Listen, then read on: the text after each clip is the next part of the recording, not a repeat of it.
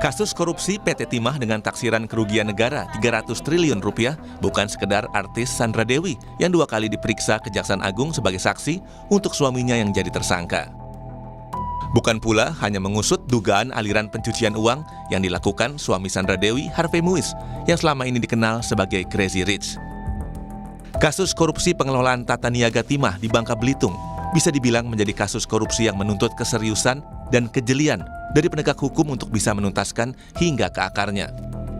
Pekan lalu Kejaksaan Agung melimpahkan 10 tersangka dan barang bukti perkara tahap 2 dugaan korupsi pengelolaan tata niaga Timah ke Kejaksaan Negeri Jakarta Selatan. Kapus Penkum Kejaksaan Agung Harli Siregar menyatakan barang bukti dan berkas tersangka lengkap kini diteliti oleh Jaksa Penuntut Umum atau JPU. Esensinya adalah bahwa tentu penuntut umum dengan momen ini akan melakukan penelitian terhadap para tersangka dan barang bukti yang diserahkan. Dalam konteks tersangka tentu jangan sampai ada yang error impersonal. Jadi memitigasi itu. Apa yang tertera identitas dalam berkas perkara tentu ini yang akan diteliti oleh Jaksa Penuntut Umum. Sementara itu, pasca pelimpahan para tersangka, pengacara Direktur Utama CV VIP yang mendampingi 4 tersangka menyatakan ada kesalahan penanganan hukum dalam kasus ini, yakni hasil penghitungan senilai 271 triliun rupiah merupakan kerugian ekologis dan kerusakan lingkungan. Sementara itu, pasal yang digunakan untuk menjerat para tersangka menggunakan pasal 2 Undang-Undang Tindak Pidana Korupsi. Menyerahkan sejumlah uang untuk memulihkan lingkungan. Uang itu disetorkan ke kas negara sebagai penerimaan negara bukan pajak, hanya kepada satu rekening di Kementerian Keuangan. So mekanismenya total berbeda sama sekali dengan apa yang dimaksud sebagai kerugian negara sebagaimana diatur di dalam tindak pidana korupsi. Untuk itu kami tegas dan keras agar itu masyarakat paham angka bombastis, angka fantastis yang diucapkan itu tidak berdasar.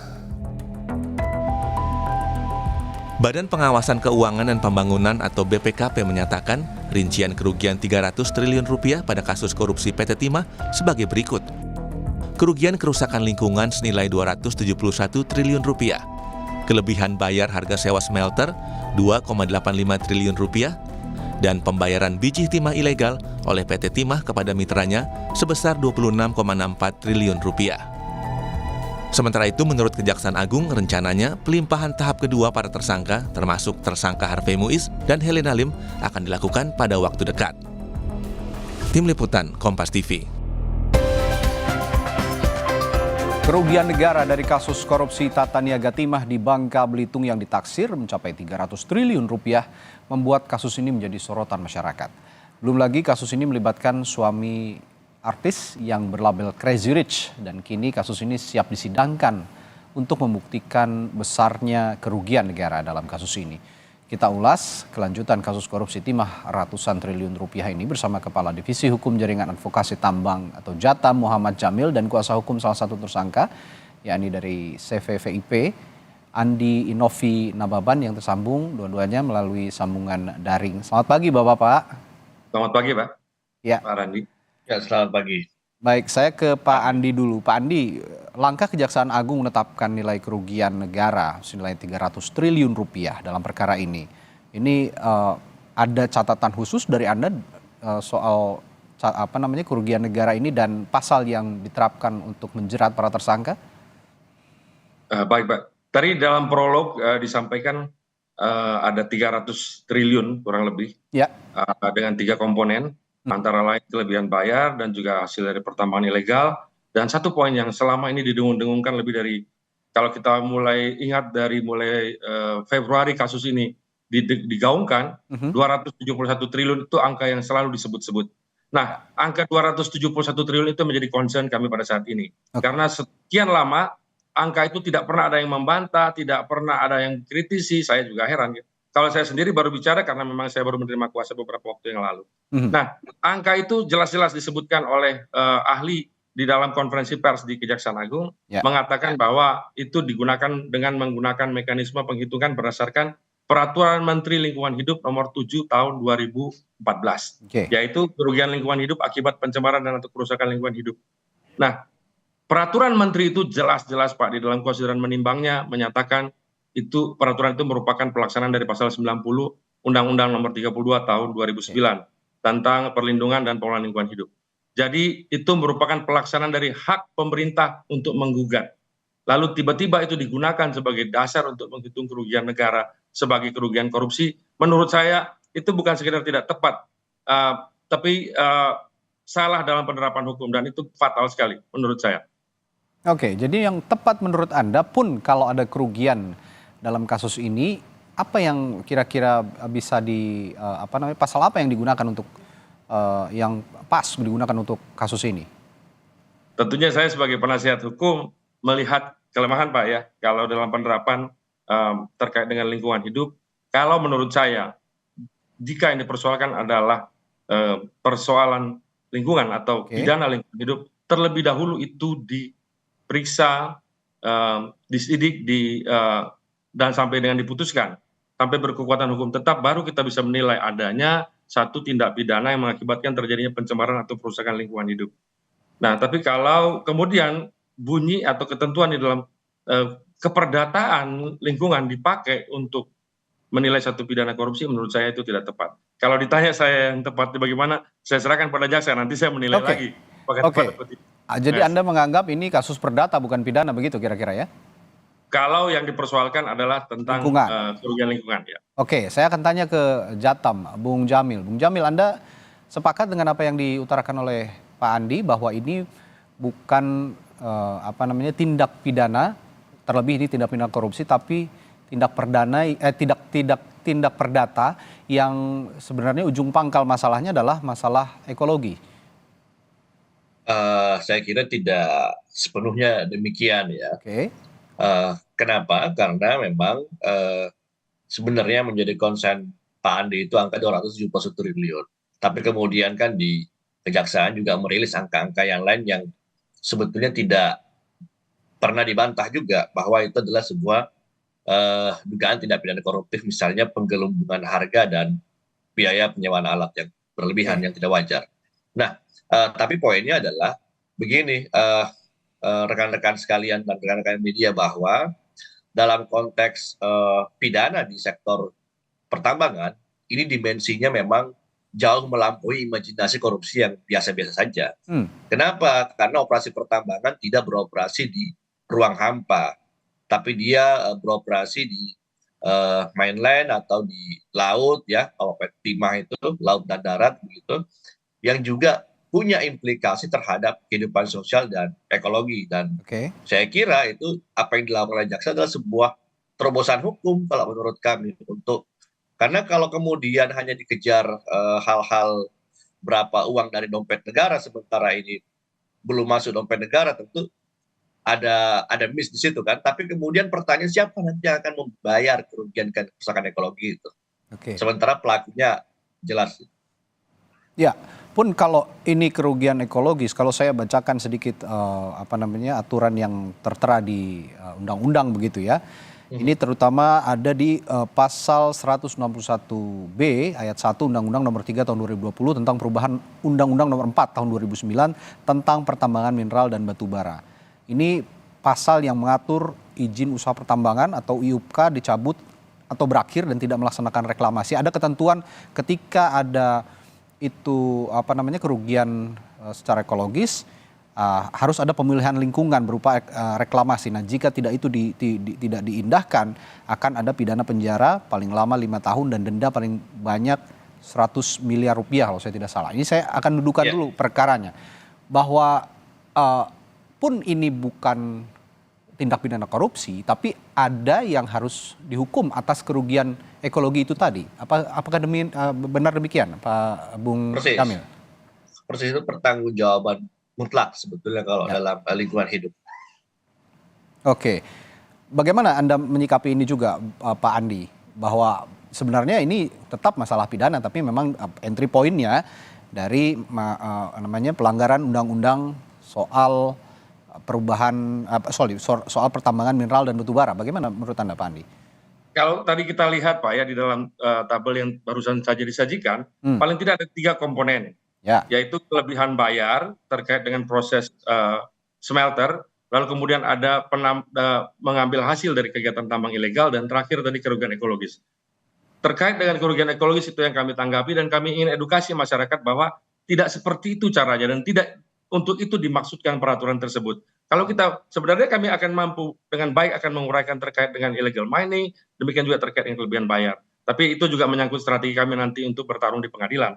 Tapi kalau secara garis besar saya dapat katakan terkait dengan illegal mining, Bapak dapat membaca di berbagai media maupun di Museum PT Timah sendiri dikatakan bahwa aktivitas kegiatan tambang timah sudah berlangsung ratusan tahun yang lalu. Artinya, bahkan sebelum Republik ini merdeka, sebelum ada aturan apapun di Republik ini, masyarakat itu sudah menambang. Dan sudah ada juga kewajiban di dalam undang-undang terkait dengan minerba, bahwa perusahaan yang mendapatkan IUP itu wajib untuk melibatkan masyarakat. Dan pelibatan masyarakat itu sudah menjadi satu amanat undang-undang, selain bahwa faktanya masyarakat di sana sudah menambang jauh sebelum Republik ini merdeka. Seharusnya dirangkul, seharusnya dicari jalan keluar, bukan dipersulit perizinannya, bukan malah dipidana seperti ini. Nah, kalau masalah tadi menimbulkan satu kerugian, sudah jelas disebutkan juga dalam undang-undang pertambangan, siapa yang wajib bertanggung jawab. Tidak bisa kemudian PT Timah itu menarik semua rekanannya. Dibatasi Pak berdasarkan undang-undang pertambangan, minerba, bahwa pertanggungjawaban ada di PT Timah. Bahwa kemudian ada persoalan-persoalan lain harus diungkap terlebih dahulu. Jadi saya katakan tadi, bukan semata-mata undang-undang perlindungan dan pengelolaan lingkungan hidup yang ditabrak dan dimanfaatkan pasal-pasalnya untuk kepentingan korupsi ini, juga undang-undang minerba pun demikian. Jadi ada banyak pasal-pasal yang ditafsirkan. Nah, saya pikir itu bukan satu terobosan, tapi satu tindakan semena-mena menggunakan ketentuan di rezim hukum yang lain, di aturan hukum yang lain, untuk kemudian dimasukkan sebagai pasal korupsi. Menurut saya itu bukan saja tidak tepat, tapi salah dalam penerapan hukum. artinya menurut Anda ini mudah sekali dipatahkan begitu dalam pembuktian nanti di persidangan atau seperti apa, Pak Andi? Saya bukan masalah mudah atau sulit untuk mematahkan, tapi jangan lakukan menabrak hukum seperti ini dan kemudian memberikan satu banyak sekali drama-drama. Ya, kita tahu bahwa memang di dalam perkara ini melibatkan ada selebriti gitu. Tapi jangan disesatkan dengan berbagai isu-isu lain. Fokus bahwa peraturan, jadi pada konstruksi hukum yang dibangun terkait dengan penegakan hukumnya sudah salah total. Itu saja, kita fokus di situ Pak. Ya, ini jadi fokus dalam tolong bantah konstruksi saya hukum. di sana. Ya. Dan sampai saat ini saya juga melihat tidak ada satu keterangan apapun dari Kementerian Lingkungan Hidup ketika peraturan menterinya digunakan untuk perkara korupsi. Oke, jadi bukan ini sudah soal hukum ini bukan sedang tentang berinovasi atau tidak untuk mengait-ngaitkan, begitu menurut Anda ya kira-kira. Tapi apa namanya, satu posisi yang ada salah kaprah begitu dalam penerapan hukum yang salah begitu, sehingga ya mungkin saja nanti pembuktian juga akan lemah dibuktikan oleh jaksa. Jadi kalau Anda melihat potensi atau peluang para tersangka ini terbebas dari tuntutan masih ada berarti? Sangat besar Pak, karena saya bilang tadi dalam fundamentalnya konstruksi hukum yang dibangun itu sudah salah besar. Karena menurut saya begini Pak, dan ini sangat berbahaya ke depan nanti diterapkan. Ketika kemudian di dalam pengelolaan lingkungan hidup terjadi permasalahan, bisa ditarik ke persoalan korupsi, maka semua nanti perkara-perkara terkait dengan kerusakan lingkungan itu, baik dilakukan swasta maupun dilakukan oleh BUMN atau anak BUMN, semua dapat ditarik nanti Pak sebagai pidana korupsi atas dasar bicara tentang kerugian atau kerusakan lingkungan. Ini fatal dan berbahaya sekali ke depan Pak. Sangat tidak menarik Republik ini untuk investasi kalau diperlakukan seperti itu, orang yang memang niatnya untuk investasi kemudian nanti dipidanakan atas nama korupsi. Oke, seharusnya memang hari ini ada ahli hukum yang juga bisa mendudukan perkara ini, perspektifnya soal tepat atau tidak penerapan pasal ini. Tapi saya akan tanyakan juga ke Bung Jamil sebagai jaringan advokasi ya dari tambang, dari Jatam. Ini ada perspektif saat ini yang diterapkan adalah kerugian perekonomian negara. Nah, biasanya yang digunakan kan kerugian keuangan negara. Bagaimana menurut Anda dua perspektif yang sepertinya kalau misalnya kerugian akibat korupsi biasanya keuangan negara ini, tapi perekonomian negara dan dampak sosial. Bagaimana Anda melihat kedudukan ini, Bung Jamil? Ya, kalau dalam perekonomian negara sebetulnya yang menjadi concern adalah hal-hal atau sumber daya yang sifat kepemilikannya publik, ya. Kalau dalam konteks tambang, kita tahu dia punya karakteristik utama tuh. Yang pertama butuh lahan yang luas, rakus lahan dan juga rakus air dan merusak lingkungan hidup. Yang menjadi korban pertama biasanya perempuan dan anak. Nah, kalau kemudian tambang beroperasi, ternyata ada hutan yang dirusak, ada sumber mata air yang dirusak, yang tentunya itu adalah sifat kepemilikannya publik, dan ada masyarakat yang merugi akibat itu, ada kehidupan yang dikorbankan akibat itu, maka kemudian dalam konteks ia masuk dalam konteks kerugian dalam perekonomian negara. Karena kemudian pada akhirnya juga negara yang akan melakukan pemulihan, tidak hanya secara langsung, bahkan program jangka panjang secara berjenjang itu dilakukan. Oke, tapi Anda punya referensi, Bung Jamil, bahwa saat ini kerugian akibat kerusakan lingkungan ini biasanya kalau saya melihat ini akan dilawan dengan argumentasi bahwa kerugian negara tersebut belum diuangkan atau belum dicatat dalam kekayaan negara. Biasanya seperti itu. Nah, kalau Anda melihat, kalau tadi Pak Andi bilang ini sangat mudah dipatahkan. Kalau Anda melihat ada kasus yang sama atau ada referensi lain, kasus-kasus dalam hal tambang begitu yang ujung-ujungnya juga bisa dijerat karena sudah merugikan negara begitu. Ya ada, tapi kemudian angka kerugian negaranya merosot. Oke. Kita belum lupa kasus Nur Alam misalnya di Sulawesi Tenggara. Itu kenapa? Karena kami melihat memang dalam konteks hukum kita itu, misalnya hasil riset atau kemudian dokumen yang dibuat oleh peneliti itu masih belum menjadi alat bukti, itu hanya petunjuk bagi majelis hakim. Sehingga kemudian saya kira beban dari perkara ini tidak hanya di jaksa nanti, tapi juga nanti penting untuk ditempatkan misalnya hakim-hakim yang punya perspektif lingkungan hidup sehingga tidak kacamata kuda melihat perkara ini.